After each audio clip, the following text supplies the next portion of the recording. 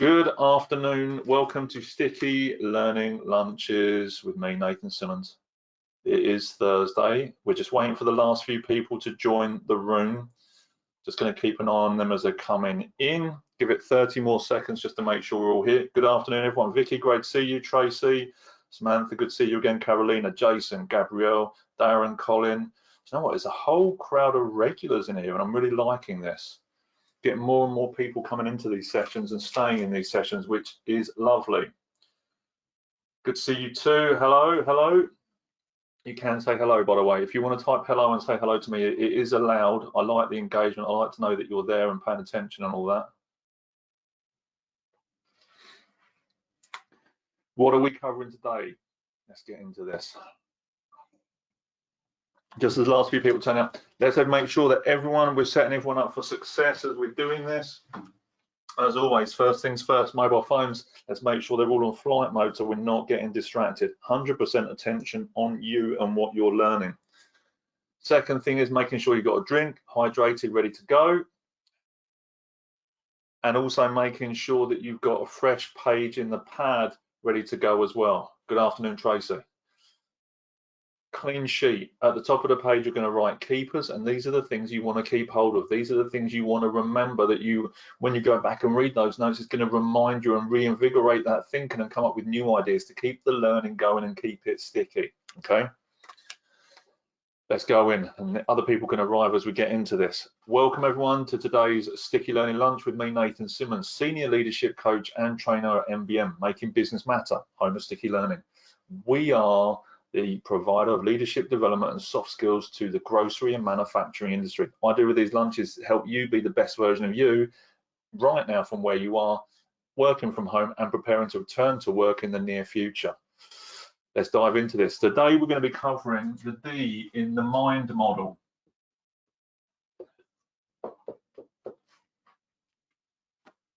Before we even get into that, how is everyone feeling? We've hit Thursday. We've covered some pretty pinpoint content this week. How are we feeling at the moment about working from home, isolation? I wish it was another 4-day week. Vicky, that can be arranged if you want. How is everyone feeling? I must say, great today. Has a bit of cabin fever Monday and Tuesday, absolutely. But now it's great, nice. Poor start, but recovering well, so good just about now. Nice, Colin, good. Took an hour out to tidy the garage and needed some variety. Sometimes we need to do this. And quite frankly, Tracy, I cannot show you the state of my office right now. It has been a very creative week talking to a lot of people, and my variety is going to be later on today actually just clearing down my office and getting it back to some sort of normal. Good. Mental health is all about conversations. It's all about having the different conversations and just checking in with each other and checking in with ourselves and seeing how we feel and what we need. Quick flash through then. Monday, the M is all about mindset, yours and theirs. The I is all about importance. Where are you putting it? Where is the focus? And the importance of making sure that the mindset is the #1 element we're looking at, because we can't move through the rest of the MIND model until that mindset is in the right place. The N is all about network. It's all about you, the team, and the support that those individuals can get. So whether it's for your own mental health, who do you get support from? Whether it's for someone in your team or someone in your charge, how you help them understand where they can get that support from, what role models they've got, who can they learn from, who can they speak to. And at the same time, as I said yesterday, if that person isn't right and they're not getting the benefits from that situation, from that relationship, how do they then speak to another counsellor or another support mechanism to still keep that forward momentum? This is about network. The D is all about direction. It's all about the action. When we've got an understanding of kind of the mindset and we've got that person centered back to where they are, They've de-escalated the emotions, the breathing. They've shifted the importance away from the thing that's causing the anxiety or the flashback or whatever. They can see they've got community and connection. Then we can put the directions in place. It's important to understand that what we have in this is the necessity to act. Mental health in the majority is still very stigmatized, it's still stereotyped. Yes, it's a million times better than it ever was, but at the same time, it is still, there are still challenges and frustrations in there. Leaders don't want to have the conversation because they worry they may say something wrong, or they may put a foot wrong, or they'll cause a problem. But as I've said before, you can say anything to anybody as long as it's done with absolute love and respect. As long as you're being a human, you will treat people humanely. So the idea is that when we understand there's mental health conversation that happens, we need to act. Why? Because action creates traction. The moment that you put one foot in front of the other, or one foot in front first of all and take the step, it then encourages more momentum. It then encourages the next part, and so on and so forth. So the idea with the direction is understanding all these parts here is two key questions that we can start to ask.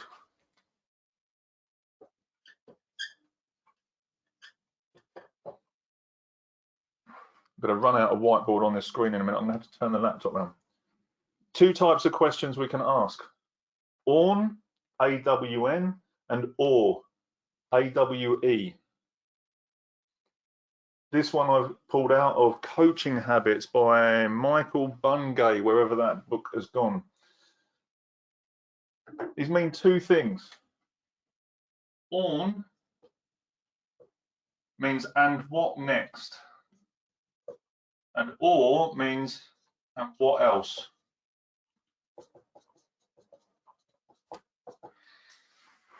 Two incredibly simple, incredibly powerful questions that are going to help you get to the heart of a situation. Because when we're dealing with mental health, and in fact physical health, in major situations, there isn't one thing that you do. But Susan, thank you for reminding me. I thought I was going to remember that today. We're on big screen. Good, thank you. Regardless of whether it's physical or mental health or wherever you are, there isn't one size that fits all. If you have a cold or the flu, what do? Give me some examples of things that you do to help get over a cold. Let's see them in the questions box. If you've got a cold, what do? Sleep, take medicine. What else? Lemsip, hot bath, soup, RST, gym it out, drugs, legal. I hope there was a caveat on that. Rest, gargle, TTP. So we have here, 10 different things that we can do. Do you do just one of them when you've got a cold? Do you just go, oh, I'll have a hot bath, that will make it better? No, I know what the answer is. That you do all of them. You do the Lemsip, you do the tissues, you blow your nose, you go to bed, you do this, you do as many as you can get your hands on because you know it's the right thing to do to help you get over it. But it's the same with our mental health as well as our physical health. There isn't one thing that we do that is going to fix it. We have to have a layer and we have to have multiple actions that are going to keep us moving forward. Often though, when we're working with people in high states of stress, and it's very difficult for them to see the multiple elements, and we'll talk about that in a minute. And it's us as leaders and HR professionals and support people to ask some different questions to help people see this in a different way, to understand where there are different options. Because as the mental health escalates, our ability to think logically and soundly and come up with new alternatives starts to shrink and starts to depreciate. So therefore, we'll be lucky if we can come up with one answer. And it's for us as the leaders to nurture and support and help that person Shift the perspective, shift the focus, and come up with some new alternatives. The simple questions that we ask, and what next? Or, and what else? Super easy. Let me give you 3 stories that I thought about earlier to help you understand the power of these questions and when we use them. 1 comes back to mindset. Last week we had Jeff Birch here and talking and sharing around sales, and the thing that he shared with me a few weeks ago was this quote, and I'm going to cherish this for a very long time.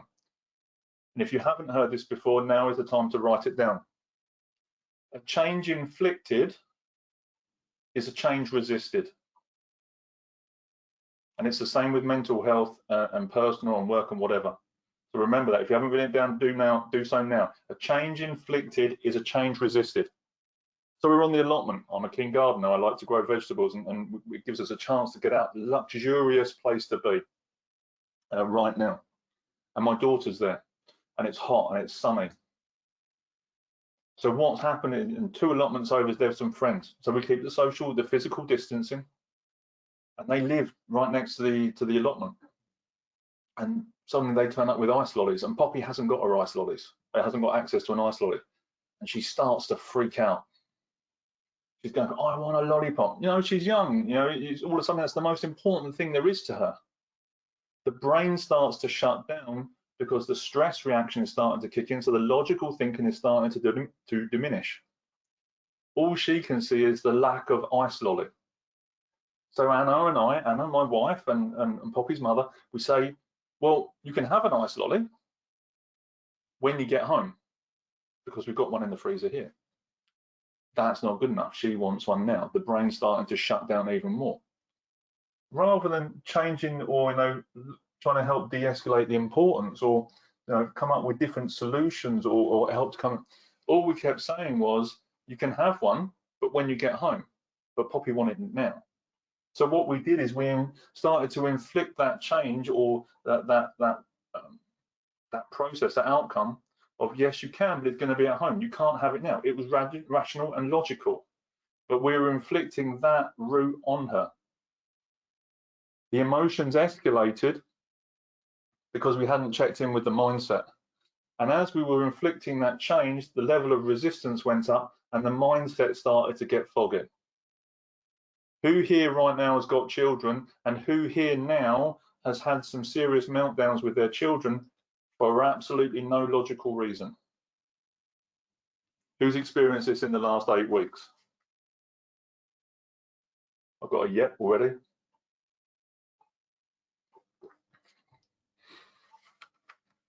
Who here in the midst of this meltdown with that child or with a family member has said to themselves, this doesn't make any sense, and then sworn several times in their head because they can't get their head, we can't wrap our own logic around that child's or individual's logic.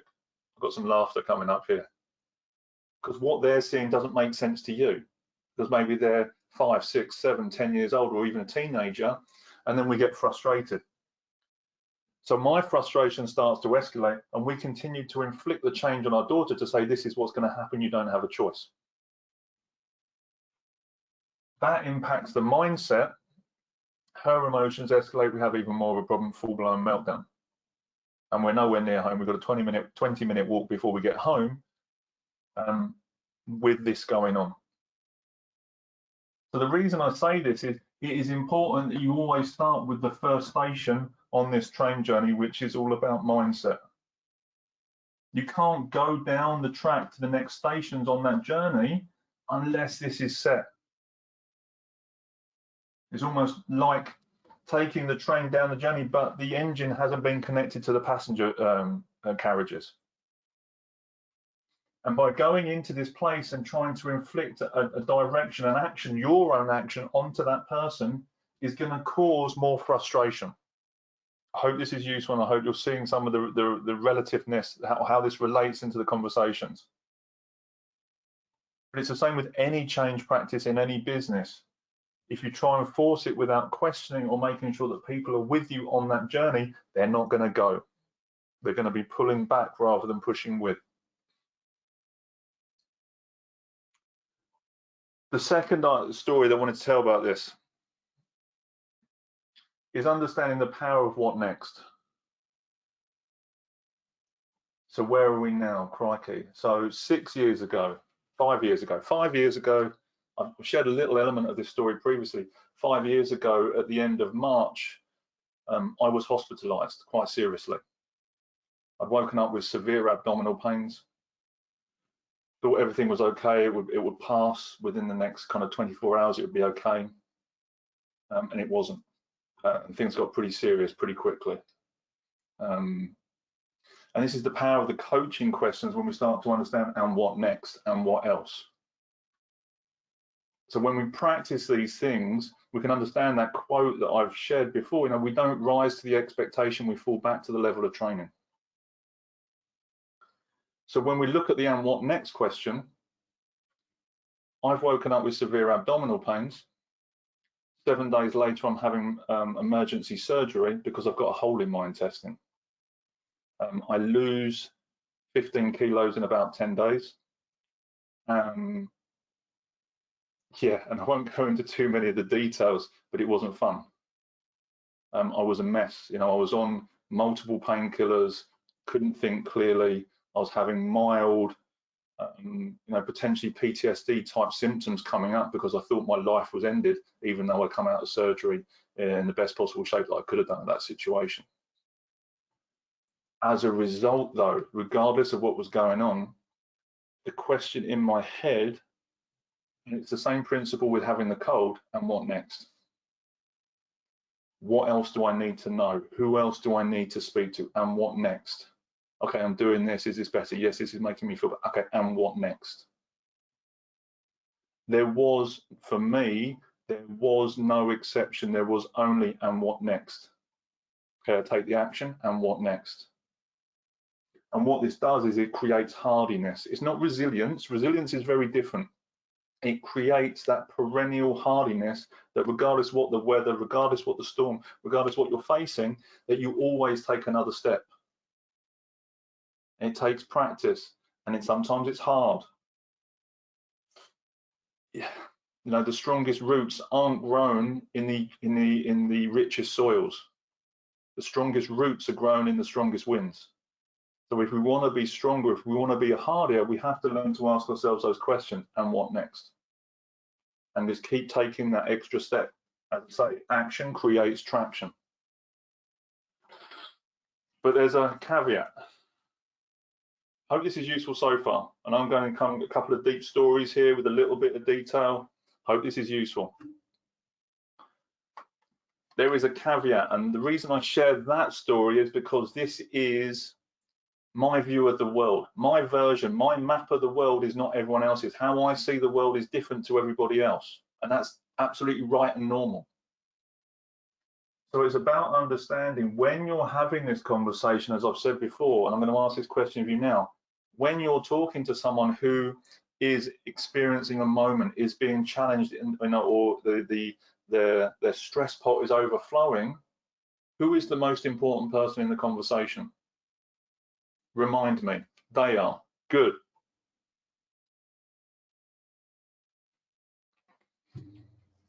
So it's important we understand this and we keep them at the center of the conversation. Because this works for me personally and based on the way that I see the world, fantastic. Does it mean that they see the world that I see and they approach the world in the same way? Do they know what I know? Not at all. So I had another situation previously in a team, and that person was experiencing extreme physical mental health challenges.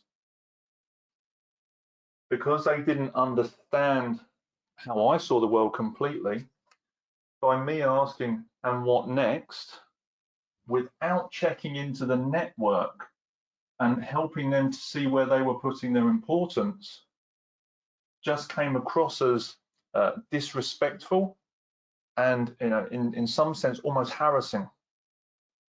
Because I believe in putting one foot in front of the other and making sure you're constantly calculating and computing what's going on. Great, keep moving, keep marching. That's not the way that everybody works, and I've learned that lesson. When we're asking these sorts of questions, it is vital that they can see where they're putting their importance, and you ask those questions to help them do that. They understand all of the available resources they can plug into, so that when they know they've done one, the same with the cold, I've done the tissues, I've done the Lemsip, great, what's next? What else can I do? This is your network. Who else can I call? EAP, charity organisations, crisis team, friends, whatever. When you're asking this person, or as I was asking this person, they didn't have full sight of these things. And by me asking, and what next, just put more pressure on them, which then impacted back on the mindset and causes the emotion to then ramp up again. You learn these lessons as you go along some of these conversations. And I wanted to share these with you to make sure that you see them and how these tools can benefit and support. So as you've got these in place, then you can start to ask these questions, and what next, and what else, because it's them that's going to take the action. It's them that has got to take the action. No one else can do it for them. No one else can help them. It's going to be by them taking the action and following through on what they're saying and seeing the cost if they don't and the benefit if they do, that's going to help them to cure or give support, mechanisms that are going to really support and push them forward and grow them, or even give them the right coping strategies and techniques that are going to help them develop and have a full life mentally and physically. You can't do that for them. So it's got to be done with the right set of questions to help them understand what it is required that's going to make that happen. Time is 22 minutes past. I really hope that was useful. What are you taking away from today's couple of stories that I'm sharing? What's been useful? How can you apply this in what you're doing right now? On and or, good, nice. And what next, and what else? Just make sure that you do it with absolute love and respect when you ask these questions. Check in with them, find out where they are and ask these questions. Importance of checking out with them constantly. You have to start with mindset always. Everything starts up here first. You can't have a conversation with someone that is not thinking rationally for whatever reason. Our mind are linking together, absolutely, same, on and on, good. Useful tools, useful questions. They also work just in a normal coaching leadership conversation as well. If you're doing project management, if you've got a challenge in your team, or you've got something you want to overcome, or whatever, these questions are really amazing for this. But this super powerful, it just helps people to set the next steps. How you treat a cold, not just one treatment, always. Mental health, physical health, we treat them the same way. In truth, I can't remember, mens sana corpo, a healthy mind equals a healthy body. I don't know the full quote in Latin, I can't remember it. But you know, if you keep the mind healthy, the body stays healthy. Not in truth, it's not chicken or egg. Upstairs first, the body will follow. Questions. Good. I'm glad this has been useful. I'm glad you can see how some of these elements are linking together, some of the questioning techniques that we're using. What questions have you got for me right now? And while those questions are coming in, mental health coaching cards. They are available on the website. They're there to purchase. There will be a link in the chat box. They're only £5. Amazing value for what you get in there. A whole raft of questions that takes you through each of these sections. And as I was doing that, I just thought of something. The story about my daughter.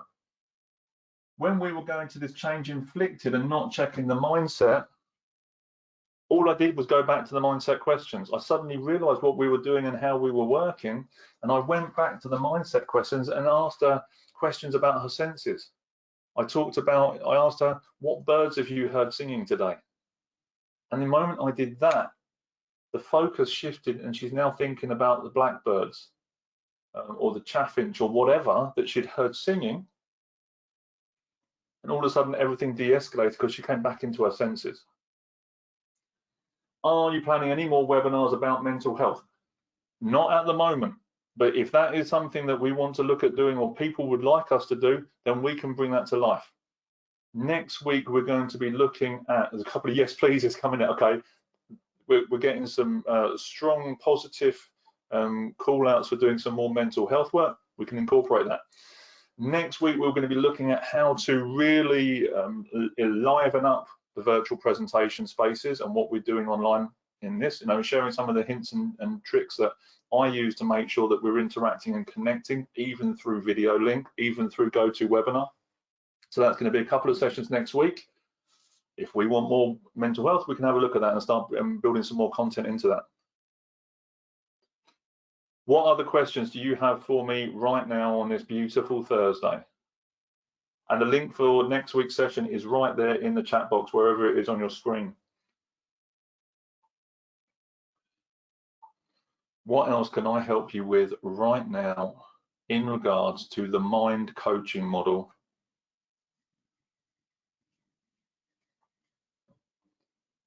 Definitely an easy crowd today.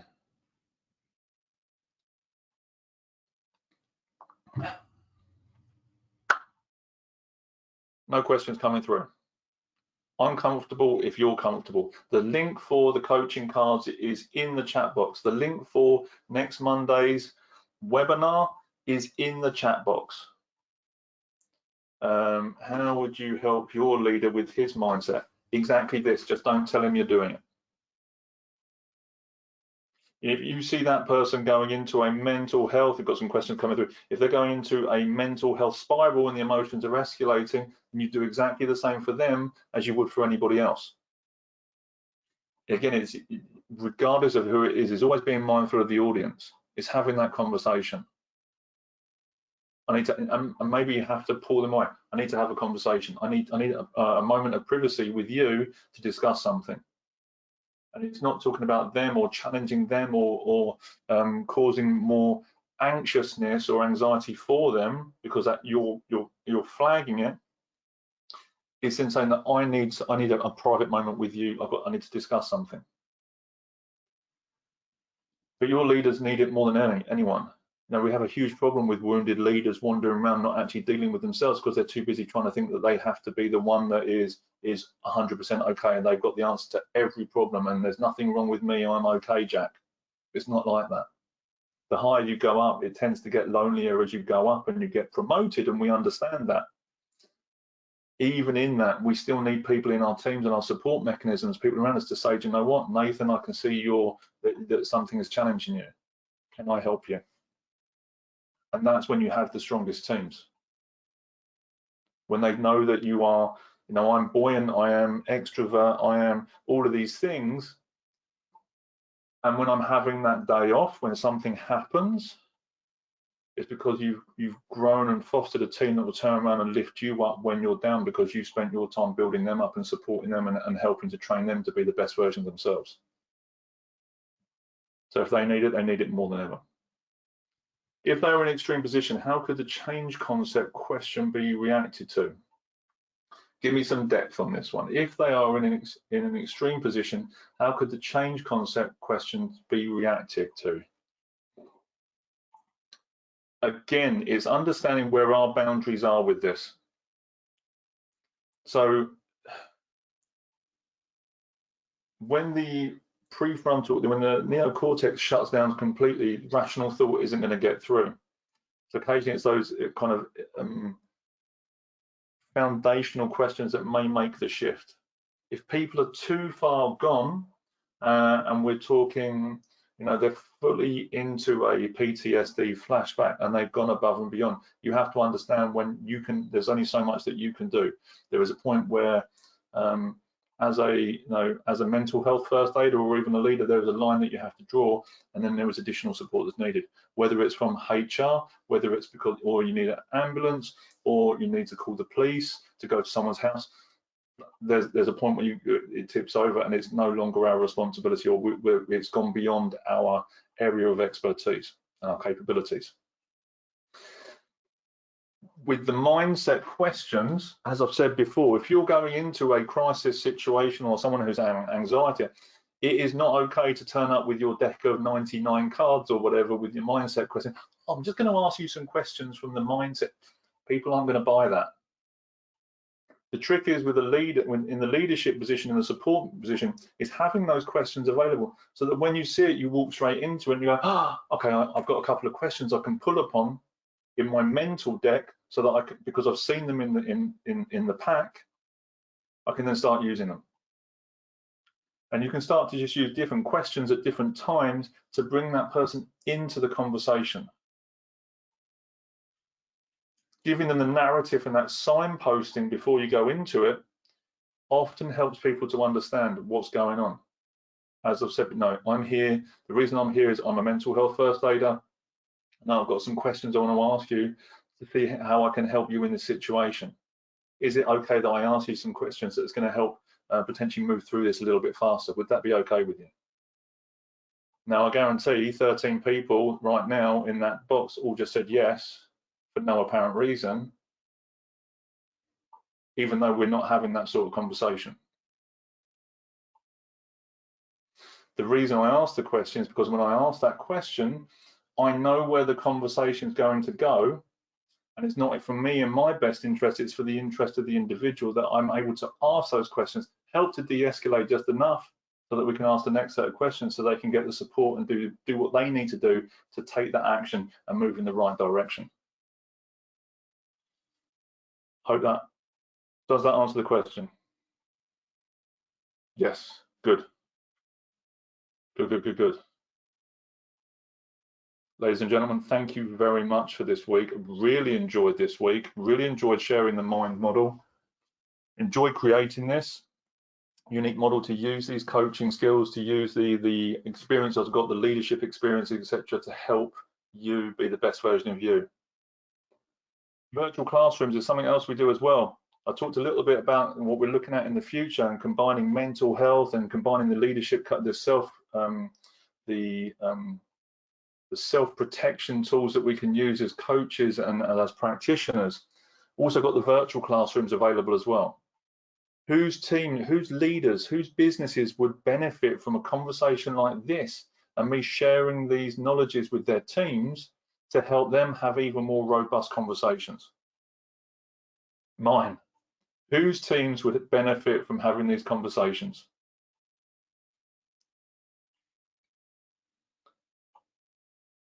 Virtual classrooms are available. We'll get the link either in the chat box or in the follow-up email. The last thing that we're going to do, we have a little gift coming for you, and I'm going to share this on my screen now.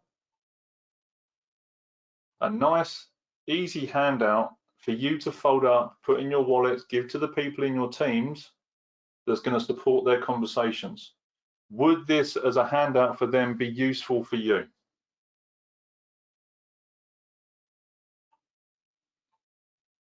Yes, 100%, yes. Mine, yes. We will also include this in the email to go out with the recording of this webinar and also with the link to the virtual classrooms so that we can build this conversation up and support your leaders being the best version of them. Truly hope that this is useful. Truly hope that you're going to use some of these skills. Share this, teach this to other people. Please get this message out, support them being the best version, and let's see how we can make the world a better place as a result. Everybody, have a lovely rest of your day. Really appreciate you being here, and I look forward to seeing you next week. Thanks.